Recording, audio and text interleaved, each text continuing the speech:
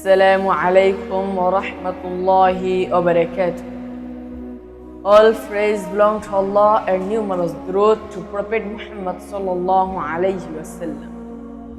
My best wishes and congratulations to the teachers, students and other people present in this event organized by the well-known institution Real Concept International Institute, Madrasa, School and College. Today, I want to discuss about one of the most important topic, that is about importance of seeking knowledge in Islam. As the old saying goes, knowledge is power.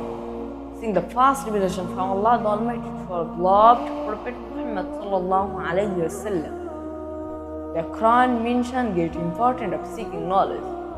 Example are the role models of reading the Islam as like Ibn Sina, Ibn Battuta, Al-Khawarizmi, Al-Jazari, and like were born to contribute, expand from various branches of knowledge.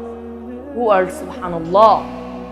Generally, there are many branches of knowledge. 1. Religious knowledge. Number 2. Pure science. Number 3. Natural science. The two types of knowledge in Islam. 1. Individually obligatory knowledge, farz ain. Number 2. Communally obligatory knowledge, farz kifaya. The 4 types of knowledge in Islam. 1. Rectify your intention. Number 2. Choose your teachers wisely. Number 3. Attend to your classes and local madrasas. Number 4.